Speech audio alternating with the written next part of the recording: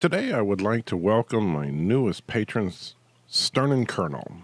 I'm also thrilled to welcome my first Patreon Admiral level supporter, Captain Rednek. So, Captain Rednek is now Admiral Rednek, or since his name is Captain, should it be Admiral Captain Rednek? But I do remember it's Rednek and not Redneck. So anyway, thank you so much for your support. I truly appreciate it. So I woke up today and I realized that I am right on the threshold of 4,500 subscribers. Can't believe I said threshold. Anyway, while I know that 5,000 subs is really the traditional time to do some kind of special video, well, as slow as I tend to produce videos, heck, I may have 5,000 subscribers before I get my next video done. So I was thinking, once I cross that threshold, what could I do?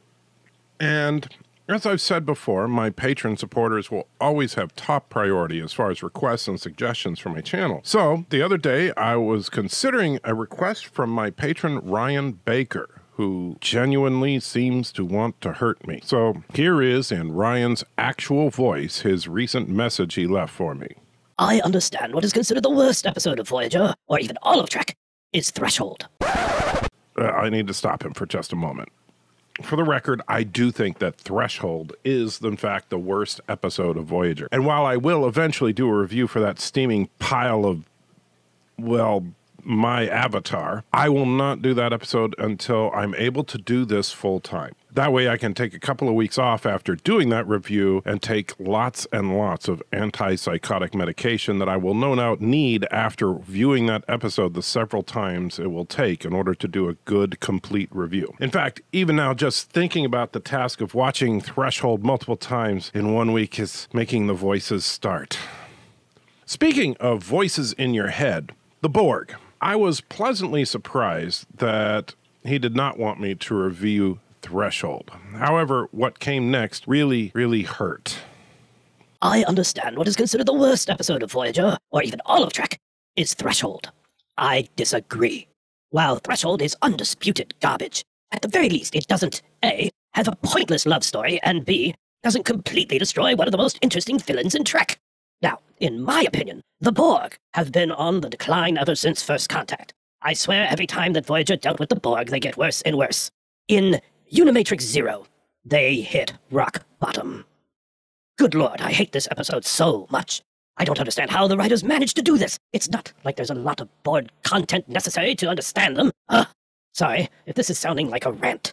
In any case, I'd like to hear your thoughts on Unimatrix Zero. This had me thinking, can I really do a Unimatrix Zero review justice without a whole lot of backstory? The answer is no. So today, I'm giving you a brief introduction to the Borg.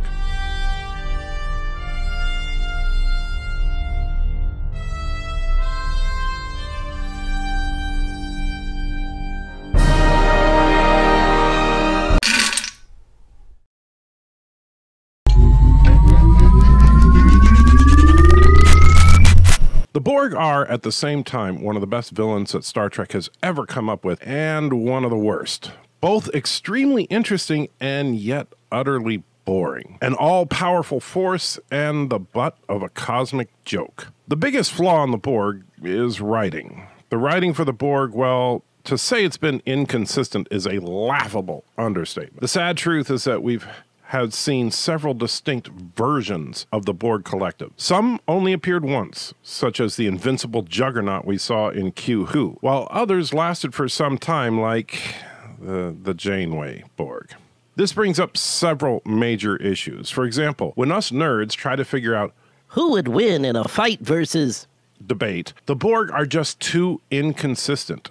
If we're talking about the Borg from Q-Who, the Borg could handily defeat any non-godlike species. The Federation, the Dominion, the Galactic Empire from Star Wars, etc. However, if we're talking about the Borg from later seasons of Voyager, well, I think the Dark Helmet could likely take down the Collective quite easily. It's safe to say that there are at least 5 distinct generations of Borg with some variants along the way. Generation 1 Borg we saw in Q-Who. generation we saw in 3 episodes of The Next Generation. Generation 3 Borg we saw in 2 episodes of The Next Generation. Generation 4 we saw in First Contact, and Generation 5 we saw in several episodes of Voyager. Each generation is substantially inferior to the generation before, with the exception that Generation 4 is not inferior to Generation 3. You may be wondering why I did not mention the Enterprise episode Regeneration when I was talking about Generation 4. Well, we'll get into that in my next video. Besides their raw power, their system of government, for lack of a better term, changes radically in the first 2 generations of the Borg. They are a perfect and frankly nightmarish representation of communism. So it should be no surprise that Gene Roddenberry absolutely hated the idea. The original concept was deeply disturbing and also made for one of the most practical observations about the advantage that the Borg have besides just big ships and guns.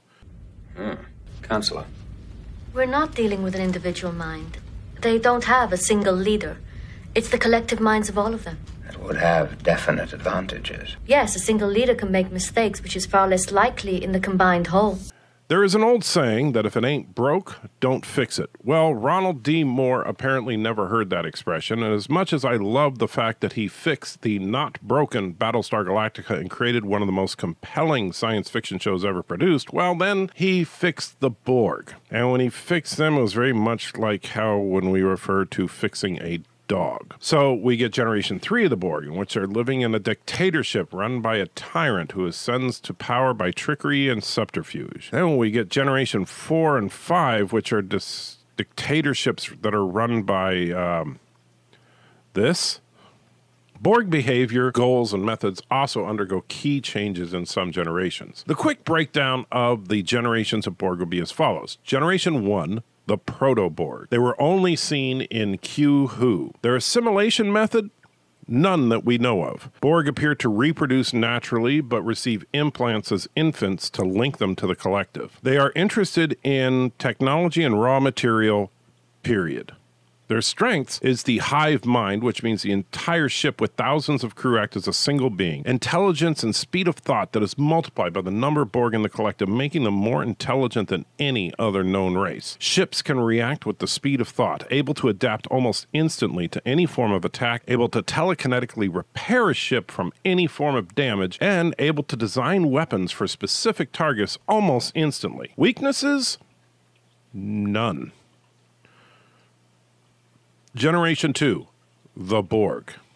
They were seen in Best of Both Worlds Parts 1 and 2, and partially in I, Borg. Their assimilation method is surgical.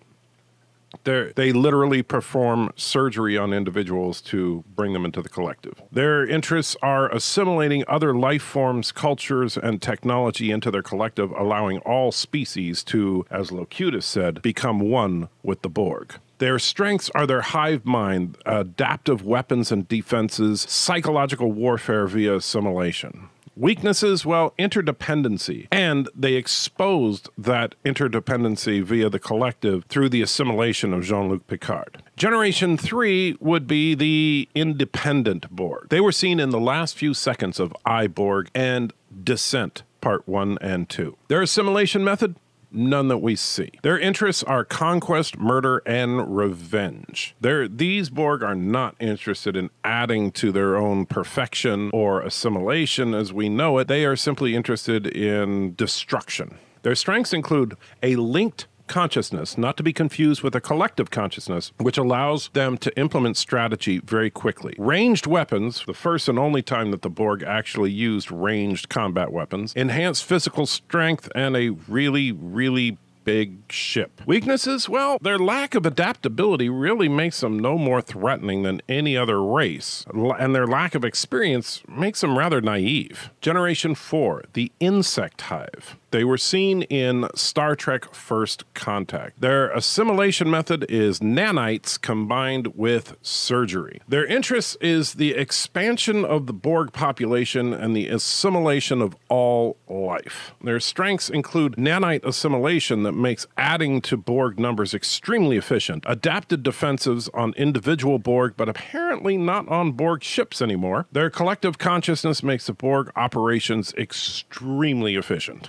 Weaknesses? Well, the Borg Queen makes the collective subject to emotion and therefore can be fooled. If the Queen dies, all the drones under her appear to die as well. Borg of this generation also, for some reason, require very warm environment to function, about 102.38 degrees Fahrenheit or 39.1 degrees centigrade. Borg ships of this generation apparently lack any substantive defense for reasons. And Generation 5, the Janeway Borg.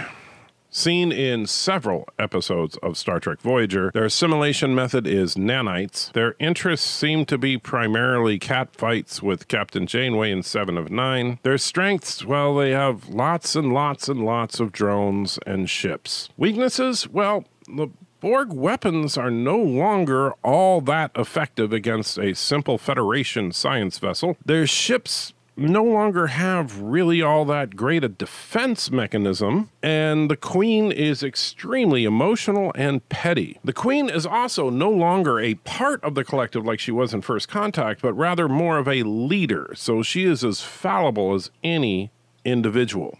Now, I have to be honest here. So I'm sitting at my desk writing this. I'm really at a loss to where to begin. I mean, yes, Unimatrix Zero is really, really bad, but is it bad because of the bad writing of this episode in particular, or is this the inevitable course that the Borg have been going on for a very long time? It's becoming painfully obvious that in order to do this episode justice, a lot of background is needed on the history of the Borg. In short, we really need to examine the Borg from beginning to end. So in chronological order, it would mean that to really get into the rise and fall of the Borg, we would need to look at the Enterprise episode Regeneration, Star Trek The Next Generation episodes Q Who, Best of Both Worlds Part 1 and 2, I, Borg, Descent 1 and 2, as well as the Next Generation film First Contact, and Star Trek Voyager, Unity, Scorpion Part 1 and 2, The Raven, Drone, Dark Frontier 1 and 2, let's see, Survival Instinct, Collective, Unimatrix Zero Part 1 and 2, and Endgame Part 1 and 2.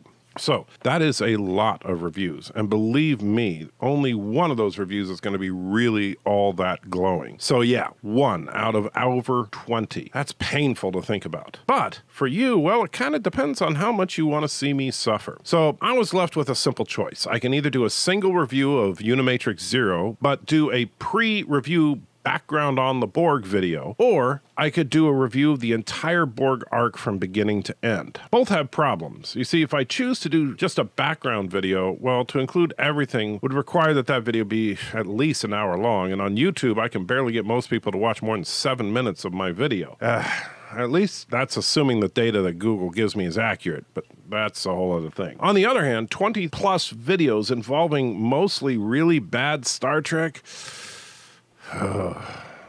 So, faced with this choice, I did what any politician in modern-day America would do. I took a poll so that I could blame what I'm doing on others. So, I asked my supporters on Patreon, and they decided that I need to do all of the reviews. So yeah, that will start next time with my review of Star Trek Enterprise Regeneration. So, yeah.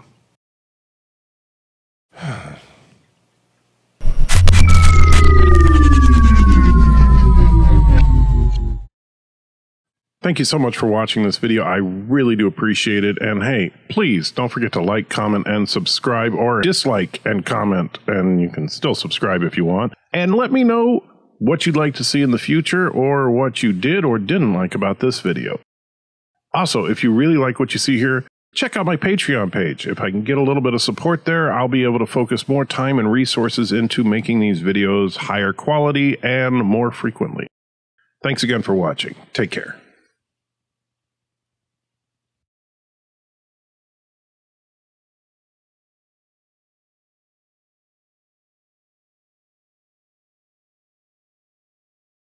The preceding documentary was created for the express purpose of criticism, commentary, and education, and is therefore protected under the Copyright Act of 1976, Section 107, which reads in part, the fair use of a copyrighted work, including such use by reproduction in copies or phonorecords, or by any other means specified by that section, for purposes such as criticism, comment, news reporting, teaching, including multiple copies for classroom use, scholarship, or research, is not an infringement of copyright.